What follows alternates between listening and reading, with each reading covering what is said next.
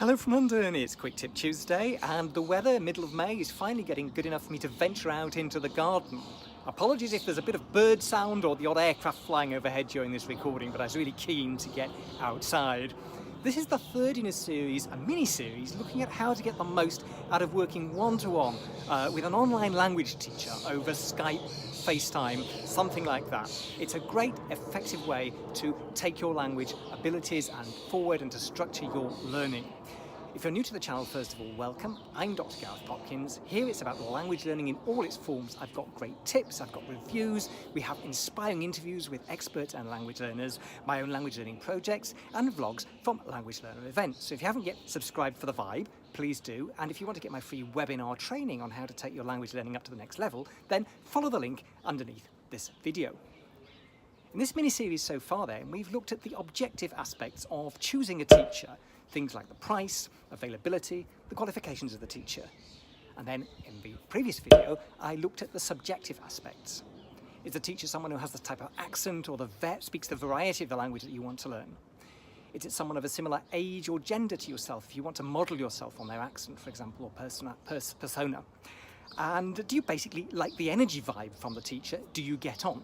I was suggesting it was great to take a trial taster session to try out various different teachers until you find people who are going to work for you. Now though, we need to move on and think about what you personally want to get out of the session. What's your goal for working with the teacher?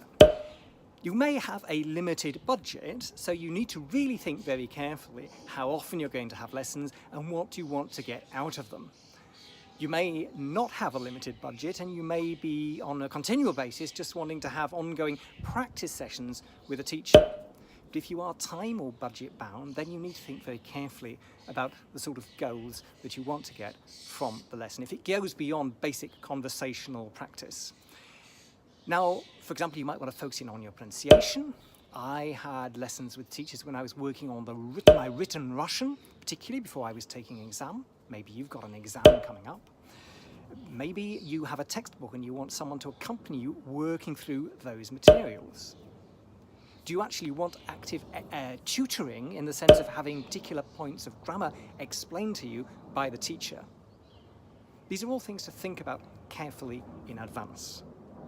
Whenever I talk about goal setting in language learning, I always distinguish between your overall vision, purpose, what you're learning the language for, what the ultimate summit of the hill that you're climbing is, and the path goals, the intermediate stages that you want to take on the way during the next, for example, 10 weeks or 3 months or maximum 6 months, not so far away that it becomes abstract and easy to postpone action.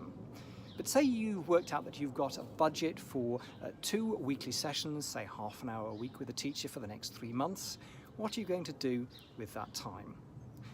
That's a question for perhaps a smart analysis. So you can choose something that's specific, measurable, action-oriented, realistic, and time-bound. The old cliche, what gets measured gets done, is quite useful in this sense. Discuss with the teacher in advance what you want to get out of the sessions. And that's a way then to make sure that expectations are aligned at the beginning. Of course, during the trial session or your initial email communications perhaps with the teacher, you should have been asking whether they have the particular skills to help you with what you want to focus on, and if they have the materials if you're not able to provide them yourself.